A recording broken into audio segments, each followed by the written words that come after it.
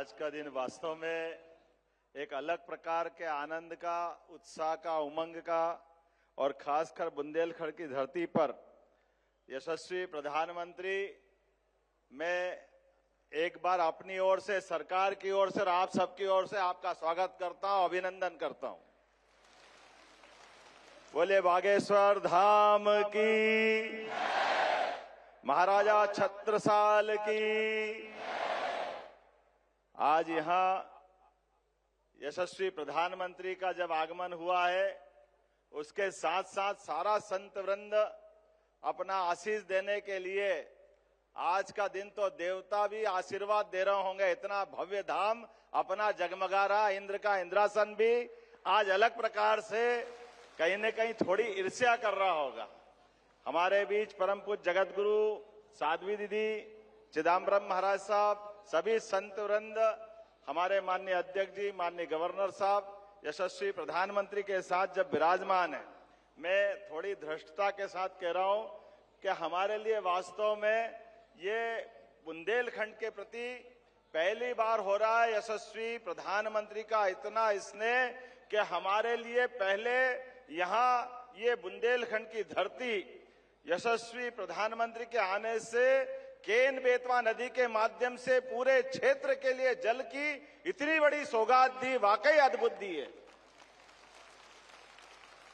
हमारा पूरा बुंदेलखंड उत्तर प्रदेश और मध्य प्रदेश का मिला करके स्वर्गीय भारत रत्न अटल बिहारी वाजपेयी की उस भावना को लेकर के, जो वास्तव में बुंदेलखंड लोग हमारे लिए बात अपने आन बान शान की हो तो प्राण की बाजी लगा करके वीरता का नया प्रतिमान बना सकते हैं। लेकिन जो प्रकृति की मार थी, जहां सूखा पड़ता था, वहां आपके आशीर्वाद से सुखी रहने का आशीर्वाद मिला है।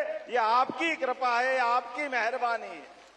और उससे बड़ा दो राज्यों के बीच, राजस्थान हो, मध्य प्रदेश हो, उत्तर प्रदेश हो, एकमात्र ये वाकई स्वर्णिम काल चल रहा माननीय प्रधानमंत्री जी, जिनके कारण, आपके कारण से सभी राज्यों के बीच ये अनावश्यक झगड़े और ये इनके बीच पानी के बंटवारों को लेकर पूरे दुनिया भर में भारत की खराब छवि बनती थी। लेकिन आपने ये परस्पर समन्वय पे आशीर्वाद देते हुए, और आशीर्वाद के लिए भी कितना बड़ा आशीर्वाद, केन बेतवा नदी का 1 लाख करोड़ का प्रोजेक्ट 90,000 करोड़ आप दे रहे हो, ये कितना बड़ा आशीर्वाद है। ये वाकई बहुत अद्भुत समय चल रहा है। 70,000 करोड़ का राजस्थान के साथ पार्वती काली सिंध चंबल प्रोजेक्ट, लेकिन आपके आशीर्वाद से उसकी भी 90% राशि माननीय केंद्र सरकार के माध्यम से प्रधानमंत्री जी दे रहे हैं। ये वाकई अद्भुत समय चल रहा है। जो वसुदेव कुटुंबकम की बात हम सुनते थे, आपका मन कितना बड़ा है, कितना उदार है। कोविड के काल में आप देशवासियों की भी रक्षा करते और 40 से ज्यादा देशों में दवाई पहुंचा करके अपनी उस भावना का भी आप आशीर्वाद देते और हमारी सनातन संस्कृति की उस ध्वजा को दुनिया में पुनर्स्थापित करते। आज के इस अवसर पर मैं आपका और विनम्रता के साथ, एक मेरे मन में भी और आप सबके मन में अलग से एहसास हुआ होगा, माननीय प्रधानमंत्री जी विकास के लिए हमको आशीर्वाद देने आए हैं, लेकिन विकास में मंदिरों का भी योगदान होना चाहिए, मंदिरों की भी अलग से दिशा होना चाहिए। ये दृष्टि देने का काम भी आप कर रहे हैं। यहाँ कैंसर रिसर्च सेंटर के स्थापना के साथ, और महाराज जी तो अब और आगे बढ़ गए, मेडिकल कॉलेज का संकल्प ले रहे हैं प्रधानमंत्री की मौजूदगी में। ये बुंदेलखंड के अंदर सबसे बड़ी सौगात होगी। मैं पुनः आपका वंदन करता हूं, अभिनंदन करता हूं और धन्यवाद देता हूं। हमारे लिए आज यही समय है। मैं मान के चलता हूं, अयोध्या की बात आई, मैं बाबा महाकाल के महालोक का भी साक्षी था। माननीय प्रधानमंत्री जी के माध्यम से ये जो हमारे अपने धार्मिक आस्था के केंद्रों पर ये जो नवीन दृष्टि पड़ रही है कि हमारे आस्था के केंद्र भी जगमगाए, लेकिन जीवन उपयोगी उन सारी चीजों के प्रति भी ध्यान जाना चाहिए। ऐसे में हेल्थ डिपार्टमेंट को लेकर के हमारी सरकार ने भी पिछले दिनों आपके आशीर्वाद से सरकार बनने के बाद 3 मेडिकल कॉलेज का लोकार्पण किया है, 12 मेडिकल कॉलेज पीपीपी मॉडल पे आ रहे हैं। लेकिन सच में अपने मंदिरों में कैंसर हॉस्पिटल का आपने निर्माण कराने के लिए आशीर्वाद देने का जो हमको अवसर दिया, ये पूरे देश के लिए नई मिसाल बनेगा। नया एक प्रकार का आह्वान करते हुए कि आपका ये आशीर्वाद सदैव मिलता रहे। मैं मान के चलता हूं मध्य प्रदेश की धरती पर कई कारण से आपका आगमन आज हमारे लिए बहुत उल्लेखनीय है।